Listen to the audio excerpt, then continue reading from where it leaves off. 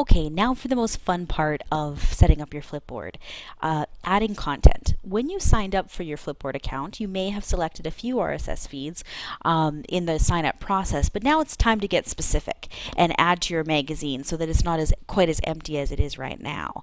And it's more specific and individualized for you.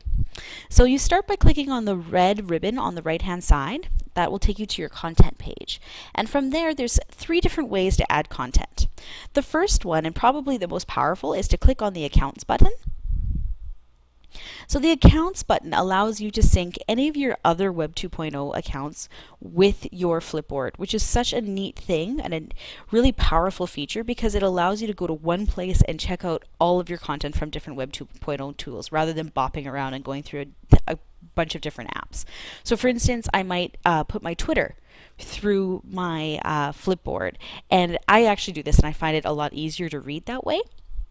Also your Tumblr, your Instagram, whatnot, you can put all of that into your Flipboard just by clicking on it. So when you click, it'll be like, oh, are you C. Dorian? Yes. Okay. And it'll let you do that.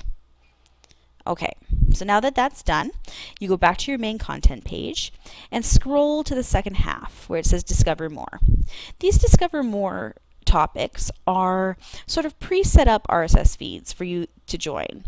So you might say, okay, books. I'll definitely select something out of there. It will give you a bunch of different topics having to do with books. And if you're interested, you simply click on the ribbon next to it. So I might say biographies and memoirs. Absolutely, I want to follow that. Or comics and graphic novels. Definitely. Fictional literature, for sure. Once you've kind of gone through all of these, and really going through all of this can give you a lot of content already. If there's anything that you're still like, you want to add but you didn't see it, like a specific blog that you love, then you can use the search bar at the top for that. So, for instance, if you wanted to add, how about Larry Ferlazzo?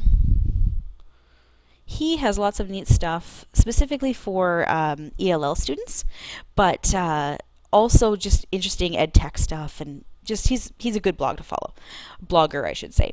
So you'd click, and it's going to pick up anybody or any information that picks up his name once it loads up.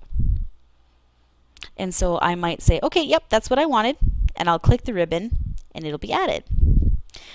I should also say that if Flipboard picks up that specific blog because you've typed in the name of it, then you can specifically follow just the blog itself. Rather, what I just followed was kind of a compilation of anything to do with Larry Ferlazzo. You can also use the search bar though for Twitter chats, which is fantastic. So you can see it's going to give me EdChat Stories, EdChat the blog by Chris Schmidt, and then hashtag EdChat Conference. You can follow any of those, or you might go TL Chat.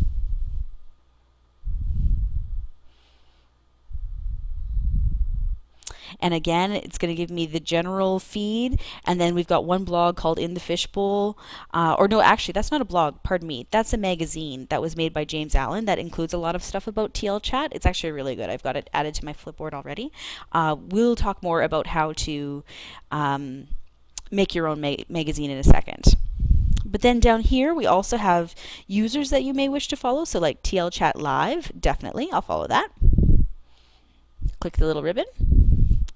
And all of this information being fed into your magazine just means that you're going to have content that's specified or specialized for you that you can adjust as need be. Now, if it ever came down to it where you looked at your magazine and it wasn't quite right, you can go ahead and adjust from this main page by just clicking the edit button. Thank you.